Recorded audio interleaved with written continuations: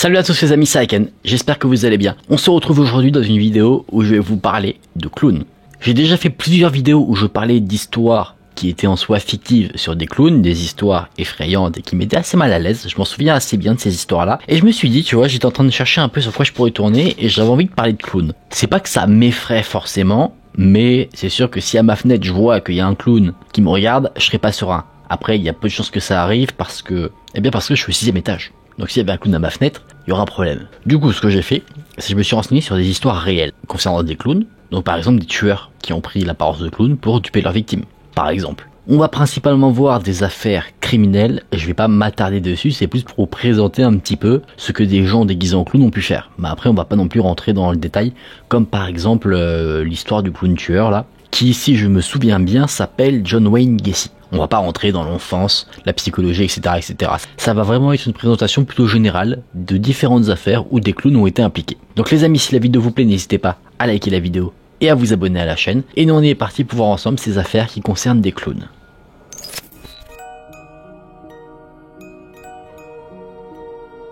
On est le 26 mai 1990. Il est 10h45. On est en Floride à Wellington. Et Marlène Warren a ouvert sa porte d'entrée. De l'autre côté se trouvait un clown. Un clown qui tenait un bouquet de fleurs, des fleurs rouges, blanches, et il tenait également 2 ballons. Sur l'un d'eux se trouvait une image de Blanche-Neige. On peut se dire, de 1, que c'est chelou, de 2, qu'il n'y a pas de danger. Et bien directement, le clown a tiré 2 balles à bout portant sur la femme. Marlène Warren est décédée à l'hôpital 2 jours plus tard. C'est son fils qui l'avait découvert, un adolescent, qui a également vu le clown, qui l'a vu sortir de l'immeuble vers une voiture blanche, et qui l'a vu ensuite prendre la fuite. Là où vous vous attendez à ce que je vous révèle un petit peu quel était le mobile, qui était l'individu qui a tiré sur Marlène Warren. On ne le sait pas. Cette affaire-là est une affaire non résolue. La police locale a déclaré que c'était l'affaire la plus étrange qu'ils n'avaient jamais vue. On a suspecté des personnes, évidemment, notamment le mari de Marlène Warren.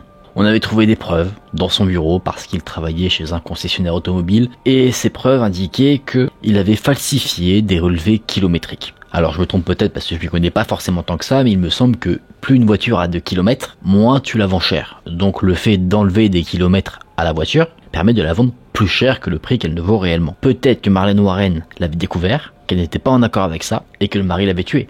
Mais malheureusement, on n'a pas trouvé des preuves supplémentaires permettant en tout cas d'incriminer cet homme. Donc est-ce que c'est lui? Est-ce que ce n'est pas lui? Ça on ne sait pas. On a aussi retrouvé des documents d'assurance vie qui indiquaient que le mari recevrait une belle somme d'argent si jamais sa femme venait à perdre la vie. Mais encore une fois, on n'a rien découvert de plus que ça. Et on peut se dire, pourquoi se déguiser en clown? Est-ce que ce serait simplement pour dissimuler une identité? Ou est-ce que c'est juste quelqu'un qui, un peu à l'image du Joker, portait ce style-là fièrement? Ça, c'est le mystère. On a également d'autres pistes. Le mari de Madame Warren était infidèle. Il avait une relation amoureuse avec l'une de ses employées. Et il se trouve que les fleurs qui avaient été présentées devant Marlène Warren avaient été laissées sur la scène de crime et elles ont été identifiées comme venant d'un fleuriste qui se trouvait non loin de l'appartement de cet employé. Il y avait également un magasin de costumes et la police a mené son enquête là-bas et il semblerait que l'employé en question ait acheté un déguisement de clown.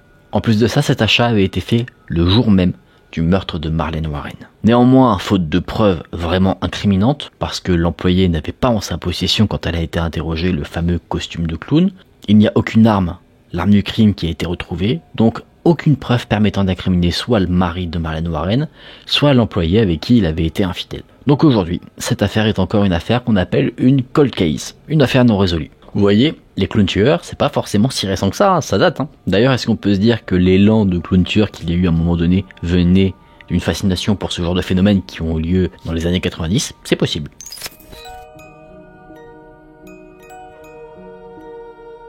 On avance maintenant dans des années plus récentes, en octobre 2014. En Californie, des clowns armés ont débarqué pour terrifier les habitants. De base, ça venait d'une idée totalement innocente. C'est un couple qui s'est pris en photo, déguisé en clown, armé, pour un projet artistique. Sauf que des imitateurs ont décidé de les copier pour effrayer les gens. C'est typiquement le cliché des clowns tueurs qu'on a nous actuellement. C'est-à-dire des gens avec des armes à feu. Bon, en France, c'est compliqué d'avoir des armes à feu, mais en tout cas avec des couteaux, autrement, qui se précipitent vers les passants, vers les maisons, non pas pour les agresser, mais simplement pour les effrayer. Mais évidemment, les personnes qui sont témoins de ce genre de choses, ils pensent pas que c'est juste en quelque sorte une farce. Ils pensent que vraiment un clown fonce sur eux pour les tuer. Et pour vous dire à quel point ça devenait malsain, il y a même un adolescent qui a été arrêté par la police parce que lui, il était en train de foncer avec un couteau vers un mineur, vers un enfant, juste pour l'effrayer. Ces clowns, à l'époque, étaient même nommés, et même moi qui l'ai vu, je me souviens très bien voir... c'était pas des pages Instagram, je crois que c'était des pages Facebook, ou peut-être Twitter aussi, où les gens se revendiquaient comme moi je suis tel clown, et ces personnes-là récoltaient plein de followers, parce qu'ils fascinaient les gens, et tu vois, ces clowns disaient, je sais pas, moi je suis... Pogo le clown, j'opère dans la ville de machin, et puis il y avait des photos de lui qui étaient relayées, etc., etc. Tu vois, genre il y a vraiment eu un événement de grande ampleur autour de ça. Et je sais pas si du coup l'événement qui a suivi en France par rapport au clown tueur vient par exemple de cet événement-là, celui dont je viens de vous parler en octobre 2014. C'est possible parce qu'il me semble que quand il y avait eu tous ces trucs de clown, ça a daté. Ah bah attends, c'est possible. Hein. C'est possible parce que c'était vers la période d'Halloween qu'il y avait tout ce délire des clowns tueurs qui couraient dans les rues. Je vais vous passer quelques vidéos. Comme ça, vous verrez peut-être de quoi je parle, parce que maintenant, c'est vrai que ça commence à remonter un petit peu. Si ça date de 2014, ça fait quoi? Ça fait... Non, 2022, ça fait 2, 4, ça fait 2 et 6, ça fait 8 ans. Waouh, le coup de vieux. Mais bon, regardez, et vous allez comprendre que se retrouver de nuit face à ce genre de personnes, ça fait pas trop envie.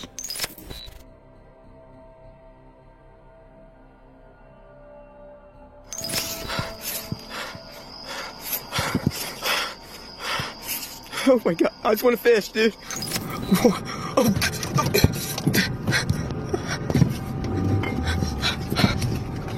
No, but like, how do you even get up there?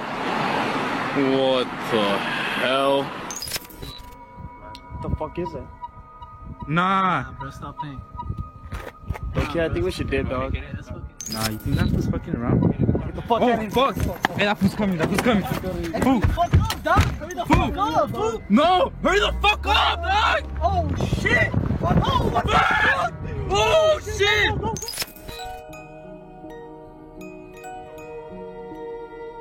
On remonte un peu le temps pour voir une histoire assez glauque.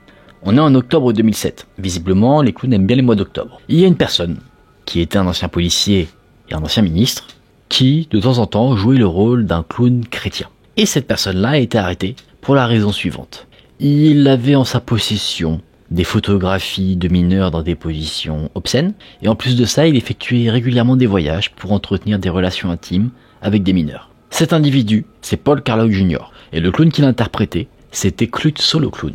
Pendant un moment, il voyageait aux Philippines pour se produire et amuser les enfants d'un orphelinat, l'orphelinat House of Joy.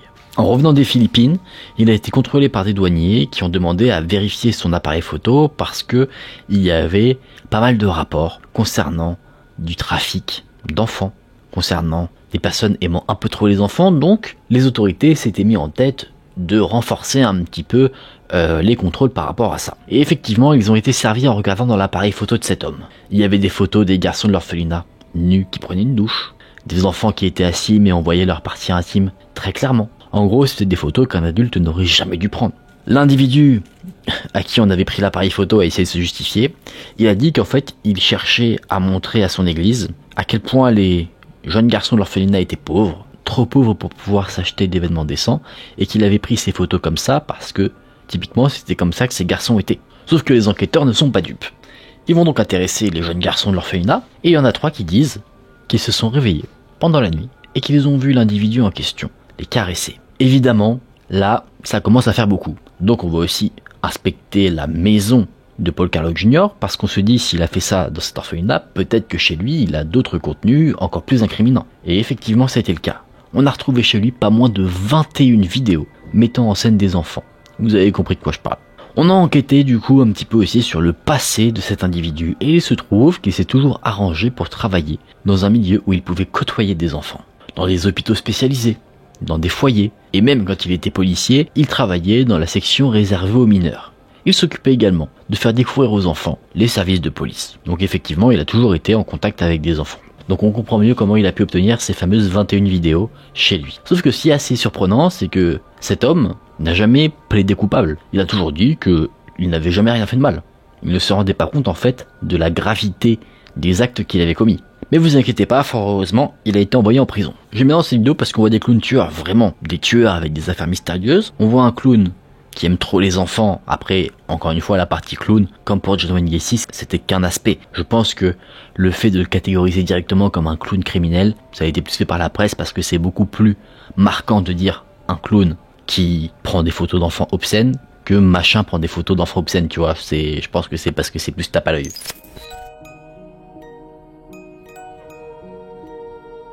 Je vous en ai parlé un petit peu plus tôt, et cette fois-ci on va parler de ce qui s'est passé en France. Et il se trouve que, de ce que je disais dans la vidéo un peu plus tôt, effectivement, le phénomène de clown en France est apparu en octobre 2014. Ça a commencé de ce que j'ai comme source à Agde, dans le sud de la France, où 14 personnes déguisées en clown s'amusaient à pourchasser les passants. Ils riaient comme des maniaques, certains portaient des pistolets, d'autres des couteaux ou encore des battes de baseball.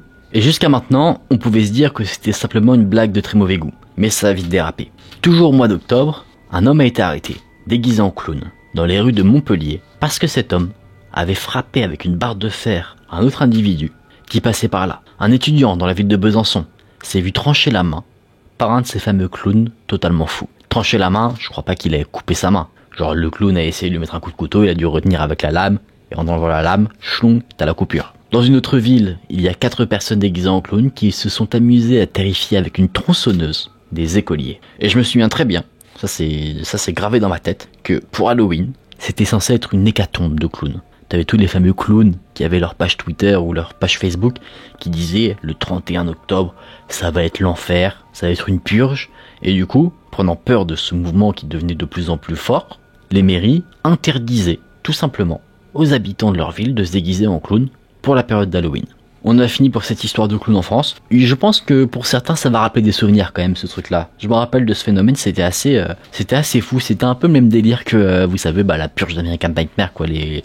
T'avais un peu cette appréhension de se dire est-ce qu'il va se passer quelque chose ou pas à Halloween. Finalement, le phénomène des clowns est reparti aussi vite qu'il est arrivé. Maintenant, t'en entends plus du tout parler. Et puis après, t'as eu à un moment donné une période sur YouTube où t'avais pas mal de on croise un clown tueur, on va tabasser un clown tueur, on va faire je sais pas quoi avec un clown tueur, tu vois, ce genre de choses. Il y avait un certain intérêt pour le sujet, alors que maintenant je pense que c'est terminé quoi. En tout cas les amis, on en a fini pour ces différentes petites histoires. J'espère qu'elles vous ont intéressé. Ce sera pas une vidéo très longue, je vous ai dit, on aborde vraiment succinctement chacune des affaires. J'espère que vous avez peut-être appris des choses, mais nous on va en débriefer en tout cas en se mettant dans une ambiance beaucoup plus chill. Alors, est-ce que vous connaissiez chacune de ces histoires? Moi, je les connaissais pas toutes. En vrai, le phénomène des clowns tueurs, bon, j'en parle beaucoup, mais ça, je le connaissais. Je connais plus en France qu'aux États-Unis. Après, les deux affaires concernant les clowns criminels, la partie clown tueur, ça, je la connaissais pas, et le clown qui aimait les enfants non plus. D'un côté, tu transformes un mec en clown, alors qu'il a fait un crime, ça rend tout de suite le truc un peu plus glauque, je trouve. Alors que, encore une fois, moi, je suis pas quelqu'un qui est forcément apeuré par les clowns. Quand j'étais petit, un petit peu quand même. D'ailleurs, vraie question. Peut-être qu'il y a des clowns qui me regardent. Je me pose une vraie question, c'est que tu vois, les clowns, normalement, c'est censé te faire rire, c'est dans le cirque. Mais le maquillage, tout ça, genre, quand j'étais petit, moi, ça me faisait peur, je comprends pas ce qu'il y a de marrant dans le maquillage, tu vois. Après, peut-être qu'il y a des trucs, hein, je sais pas. Après, un clown, oui, ça va faire des pitreries, comme on dit, quand tu le vois, il va se caméler, ce genre de choses. Mais je comprends pas l'intérêt de tout le maquillage, tu vois. Parce que ça rend vite creepy. T'as tellement d'images de clowns creepy, des vieilles images et tout, tu te dis, ceux-là, j'aimerais pas les rencontrer. Tu vois, c'est un truc super vieux, hein, le truc des clowns, mais je sais pas, ça m'a toujours pas fait peur, mais mis mal à l'aise. Vous allez voir que si un jour je fais une rencontre abonnée, t'en auras qui vont se déguiser en clown exprès. En tout cas, j'espère que la vidéo vous a plu, que vous avez passé un bon petit moment. J'ai essayé de vous présenter des histoires intéressantes. Si vous avez apprécié, n'hésitez pas à liker la vidéo et à vous abonner à la chaîne. Et nous, on se dit à très vite dans une prochaine vidéo. Prenez soin de vous, c'était Aken. Salut!